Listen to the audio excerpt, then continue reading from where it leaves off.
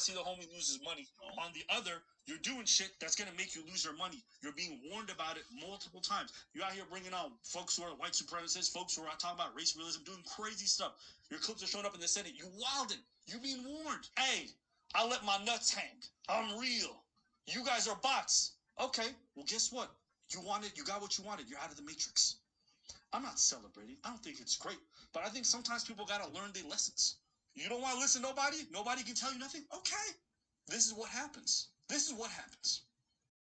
So for anybody who's been paying attention, Andrew Tate had recently got banned and deplatformed from I think like all social media sites. And that was like a big deal. And Sneako had kind of joked around that he would be next, and then unfortunately he actually was, right? And nobody was really surprised when you watch like different videos of people responding. You saw how KSI had warned him. You saw how other people had, even Gideon had warned him. People were telling him like, "Yo, bro, you gotta chill out. Like, even if your message is there or like you have your platform and you have thousands of supporters and all that good stuff, you gotta understand it's still a business. You could tap lightly on the fire, but you don't want to sit there and play all the way and go right in." And as much warning as he got, he still ended up getting banned. And so I was watching his response, or rather, I was watching Abba and Preach, and I was watching his response through that about just the controversy behind it and how he feels like he's personally attacked and that they're targeting him and he's just a big conspiracy person that everybody's targeting at this moment because he's like this figurehead right now for whatever red pill society. And in watching his response, it kind of like, and then watching how Abba and Preach responded to what he had to say, he very much was just like, kind of like, you should be supporting me. Everybody should be speaking up about this. Everybody should be outraged. Everybody should be like over the moon, over the top, with outraged about the situation and feel like, you know what, it's unjustified and we have to speak up about this. Is injustice going on here and all this good stuff. So while there might be some wrongs to it, at the same time, he failed to recognize or even acknowledge his part that he had to play. Now let's be for real. Like, Sneako's a very vulgar guy. He's a very blunt guy. He's drastic in his approach. I don't want to say drastic, but he's very like in your face, and it comes off even sometimes as I've said it before. He kind of comes off like an asshole at points, and it could come off very off-putting to a lot of people. So his audience is going to be very narrowed to like-minded people, and not that it's a good or bad thing, but the people who don't think like that can very much be offended by what he says and what he's done. So with him humping, whatever it is, what I'm saying? Like pretend it's a hump, like, like another YouTube creator and she sees this and, you can't expect Shorty just to be like, ah, that's cool. You know what I mean? Especially depending on context or regardless of the situation. You have to know that there's certain lines that you can't cross, and once you cross them, it's like, damn. And I heard Abba even respond, or he made a remark like, even Andrew Tate kind of was just like, damn, yo, like, I wasn't smart about it.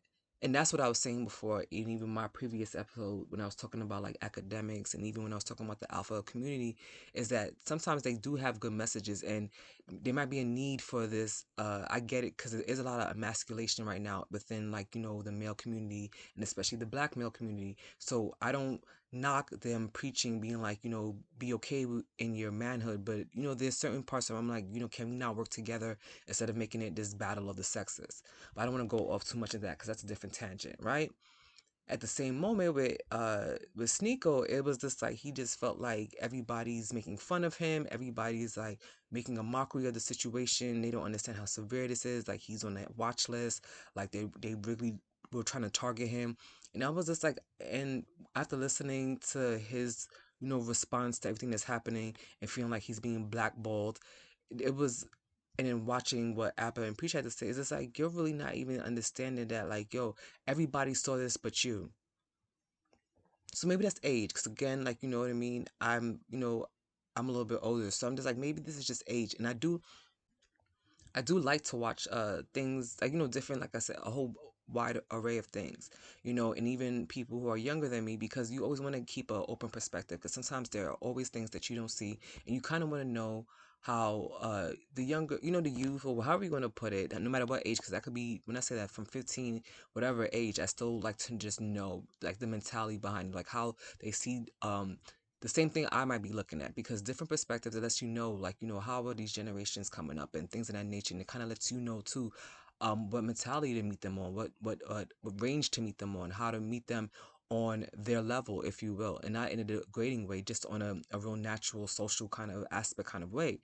And with Sneako, maybe you could chalk it up to age, maybe his arrogance and all that other stuff. Because not to say that he doesn't have an entertainment factor to him, but it wasn't just being targeted. It wasn't just like the FBI trying to watch you. It wasn't just like, okay, like, I think there was like a senator's speech, and it was a video I guess that they had did, and it wasn't much. It wasn't so much it being him. It was so much more of who he had on his panel that they were watching, because I guess the person was like a white supremacist or something like that, of that nature, right?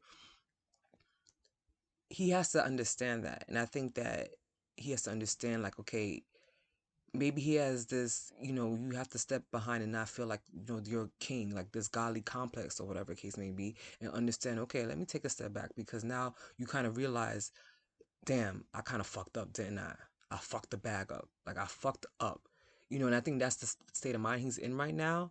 So, as this, and I take that as a warning. I take that as a warning for myself. I take that as a warning for other people when you watch other people, and just understanding that even in our normal everyday lives, that sometimes we have to make sure that we take ourselves out of the, like, even if you want to push limits, you want to argue something, you feel like you have a point, you feel like you have a stance. And I know that very much this day it's hard to have a stance, because people want to silence you once you don't agree with the popular narrative, once you're not part of the bigger picture, once you're not even the bigger picture, once you're not part of the what they deem as normal, what they deem as, like, this is how everybody's supposed to think, this is how everybody's supposed to look, or however it's supposed to be, and you're not part of that narrative, and you don't follow that norm behavior, and you think outside the box. You may want to question this. You want to be more masculine. You want to stand in your femininity, whatever the case may be. And it's like, this is not promoted as much. They will ostracize you, and then you feel like, you're out of place. But at the same time, you can do it, but just do it in a way. Not that I don't want to say you have to do it in a way, but you have to be very smart about how you deliver your message. You have to be very smart about how you gather your audience. You have to be very, very smart about how you even talk to your audience, because your audience could be just as detrimental to you as much as they support you. Because they'll tell you, like, yeah, like, of course, and oh, give the audience what they want. This is what they want. Let me be bigger dick. Let me be a bigger asshole. And it's like, yeah, yeah, yeah, yeah, fuck this shit. Like, fuck that bitch. Yeah, I'll do all this stuff to her. And it's like, yeah, your audience might eat that shit up, but at the end of the day, how is it going to affect you? Like, can you not deliver your message in a different way? Is it not another way to do it? Like, how is my boss, going to look at this? And no matter what you're doing, always remember, especially if you're not really just working for yourself, you have to remember, if you're answering to anybody, whoever it is, you could always test the waters, but you gotta be smart about how you do it.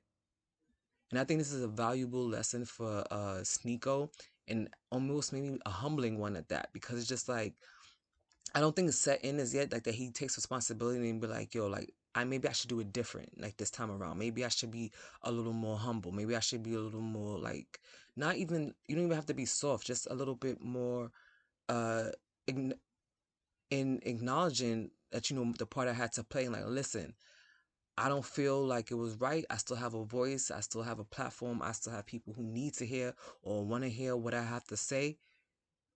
But I need to be smarter about how I do this, especially because as the numbers grow, more people are watching. You got to be very careful with that.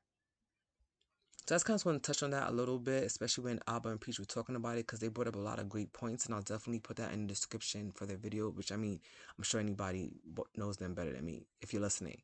But yeah, it was just kind of like crazy to see, like, his response to it and how it happened. And even if you want to be arrogant, you gotta know when to take a slice of that humble pie.